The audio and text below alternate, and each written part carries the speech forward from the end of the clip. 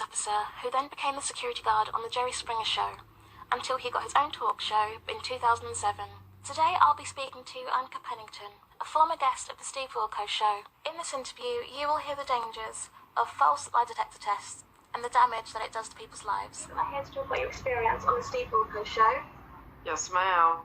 What was it that made you contact the show in the first place?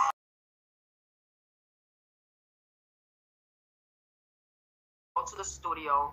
Mind you, you're in this room. It's like a interrogation room. Being to the fact that the TV does not work. You're in there for hours. They give you cigarettes. They have packs of cigarettes on hand that they give you. So all you're doing is, if you're a smoker, you go outside, you smoke, you stay in this room.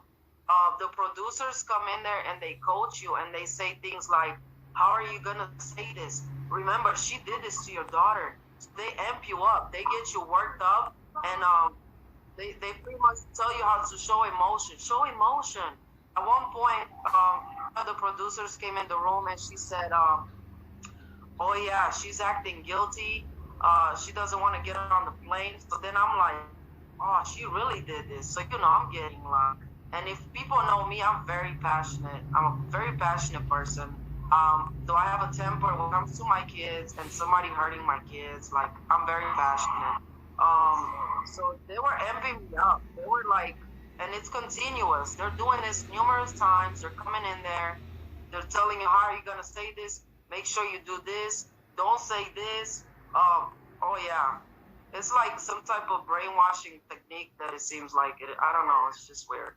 I didn't know that Steve was doing that because it makes it looks so authentic. On TV, it looks authentic, like genuine reaction. So to hear this, it's definitely something that that's why people come on the stage.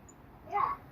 This is why people, when they first go on the stage, they go crazy and they yell because they tell you to do that. They tell you to go in there and show your emotion and stuff. They get reactions from the public, from the audience. Yeah.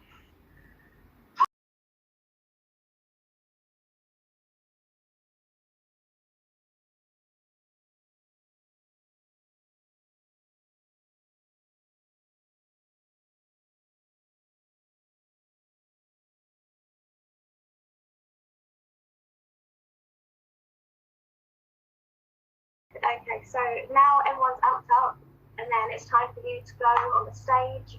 How was it? How was Steve? How did he treat you when you first saw him? This was the first time meeting him. So how was he compared to what you thought he was going to be? Mind you, you don't meet Steve. You don't meet Steve at all until you get on the stage. You don't know what he's like. He never sits down and talks to you. You do not meet him. But I do want to mention the fact that after I got my makeup done, they take you into this room with there was 5 or 6 other people, strangers, and they give you this piece of paper. It's about 3 pages long. She has a video camera, and she asked you to say your kids' names and their birthday on the camera. Everybody's reading this piece of paper. You can't really read because you know you're about to get on stage, but that's the contract. That is the contract, and that's the waiver. And I did not read. I couldn't.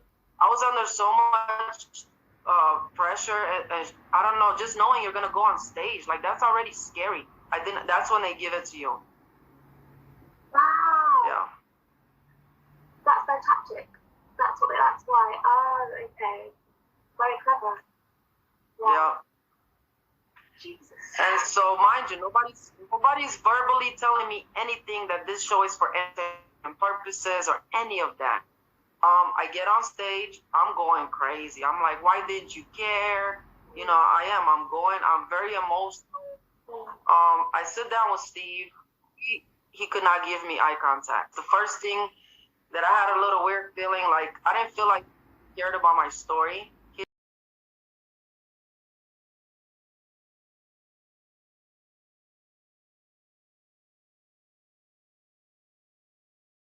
Eye contact. He was looking above my head, maybe to his wife or whoever. He starts off the show like, Anca came, and he looks at me. He's like, oh, how do you say your name? And I was like, Anca. And in a very, just not a nice tone, he was like, oh, for some reason, I can't remember that name. Very, very, very cold. No emotions.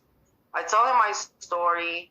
It doesn't seem like he's already made me feel like he was against me, like he was not on my side. I don't know. Just I had that feeling. I was very genuine. I knew that I came here for the right reasons, and so I continue on. He brings my ex and girlfriend on stage. It's just a hot mess. We're arguing back.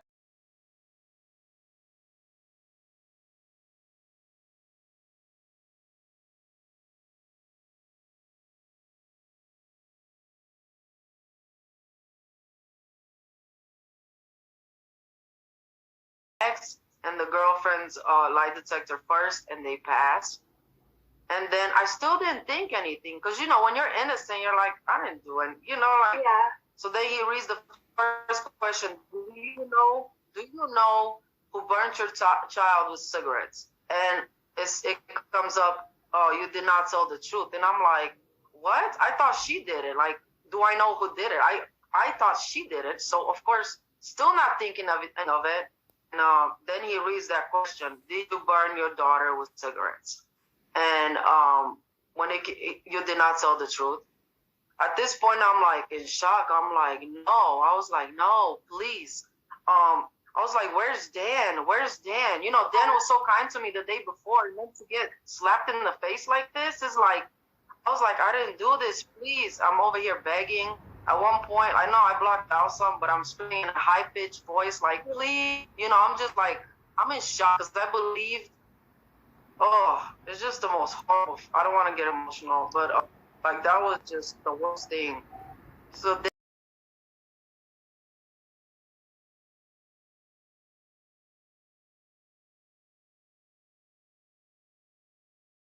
Steve, she failed, and the marks on her legs look fresh. She definitely did it. Oh my God. And so at this point, Steve is saying, yes, Steve and Dan are like facing each other.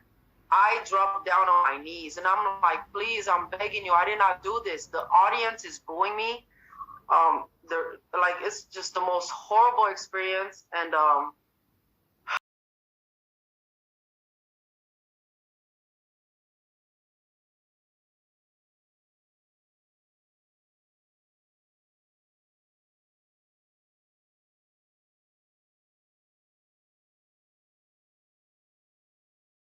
Steve and Dan are like facing each other. I dropped down on my knees, and I'm like, please, I'm begging you, I did not do this. The audience is booing me.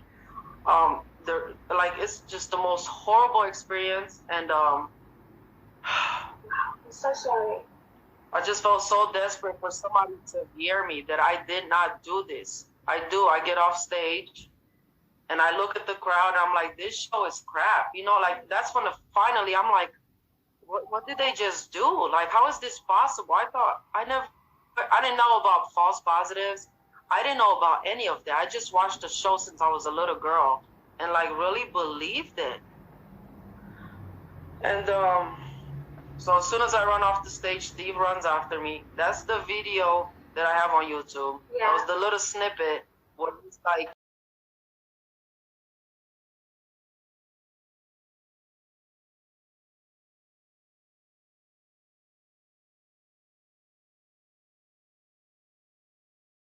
my kids, that I was a disgusting mother, and oh yeah, I was gonna end up in jail. So my mind, I was just like, I get in the room, the lawyer comes in there. Steve's attorney or lawyer comes in there with the producer, and I told him, I said, I don't think I can live anymore. Like, nobody believes me. He's like, oh my gosh, don't say that. We're gonna have to call the ambulance. But then he quickly dismissed my claim. I was obviously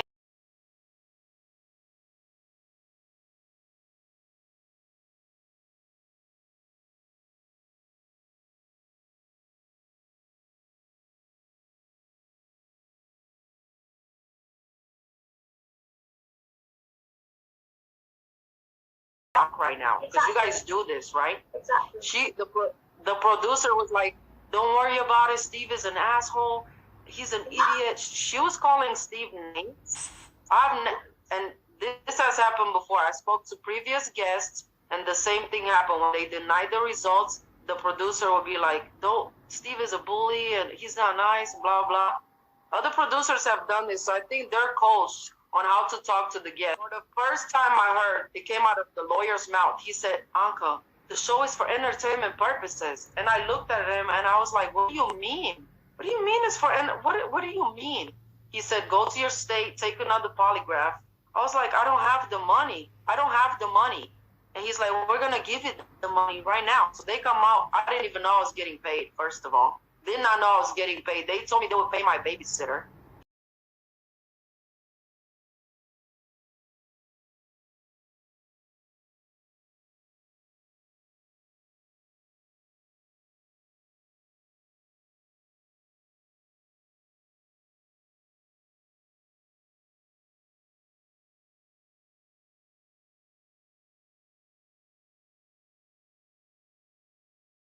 People telling me this, like, you know, you're just thinking the worst. But after the show, while I was in the hospital, I called CPS and I'm crying. I'm like, I failed the polygraph, but I didn't do this. And she's like, just relax, it's okay. And then when I got back home, they closed the case. They came and did see my kids. They closed the case. You know, I took my daughter to the doctor. They closed the case. Did they find out what it was? Yeah, what the marks actually were? Ringworms. It was ringworms. Because then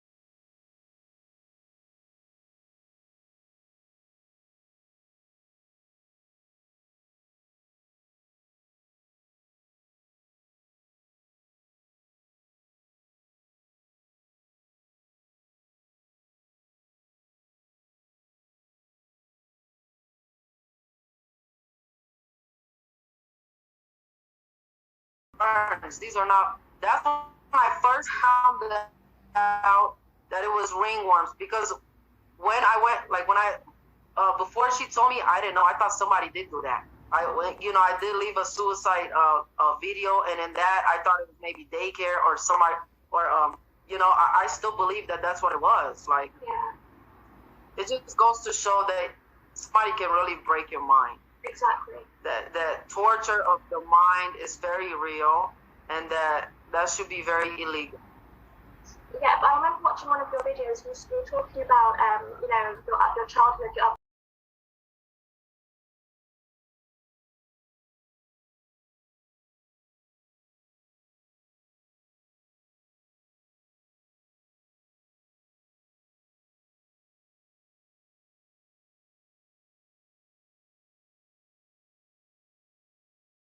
CPS failed me. They should have been like, take her to a doctor.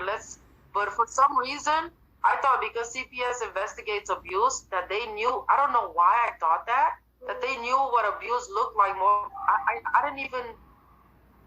Maybe it's just like, I don't know, being so closed in, or I don't know where that's from. I just expected her to kind of lead me on what I should do. You said that you've spoken to other guests on that show who had similar experiences.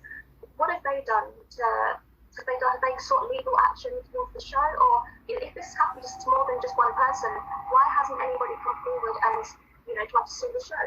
Or have you tried to sue the show? So I have talked to some. I talked to the young lady, and she said she went on there in 2016, and that she pretty much said that she still has trauma from the show, but she was scared to come forward because they threatened her with legal action. I was scared too. I was scared. I was like, are they gonna come kill me? But I felt like I needed to. Now I have proof.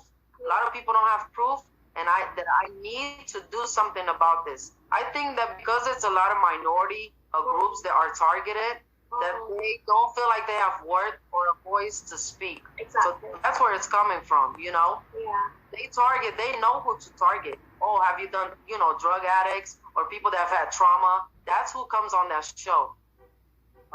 So why do you think that they never have celebrities on there? You have taken the right steps. And number one, you started a YouTube channel. What other steps are you going to take to get redemption?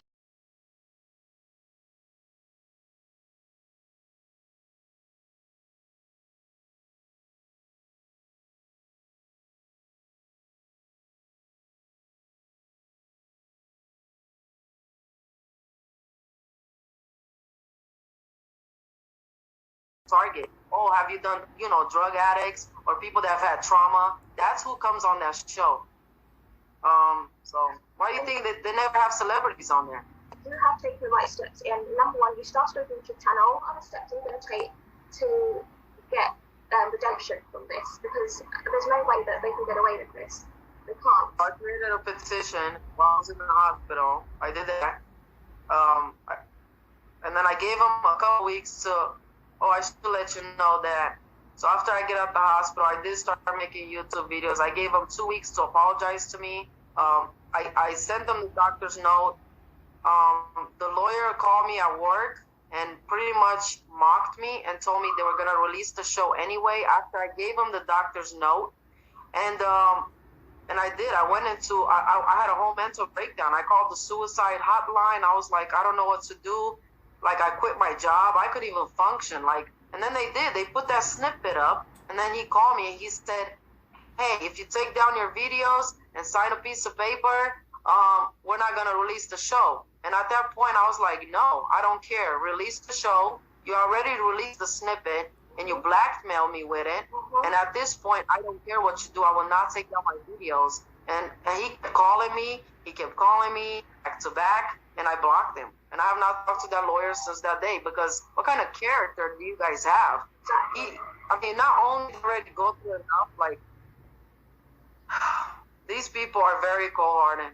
I try to see good in everybody. I'm sure they got it, but what you guys are doing to people, it will last. Even till this day, I suffer from PTSD and I have anxiety attacks and panic attacks. And I still have to be a mom to my kids, and it's like, I just need an apology. You guys, that's all I wanted, to acknowledge that you did something wrong. But I'll never get that, and that's okay. I think I've come to terms with that.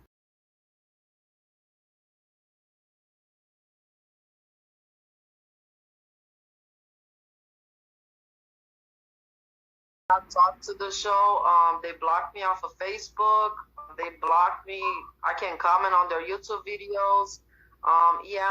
Dan, same thing. Dan actually erased his whole Facebook page when confronted. Are you familiar with the antipolygraph.org? His name is David Mashke. I don't know if I'm saying that right. But he was an ex-FBI, and he had a false positive on his polygraph, and this is how he came up with his nonprofit to make people aware that false polygraphs are very possible, and guilty people can beat one, such as Steve Wilkos. Come on my show, take a lie detector test, whether you set this up. He would never. Never. How credible are lie detector tests? Because people always say they know how to beat it.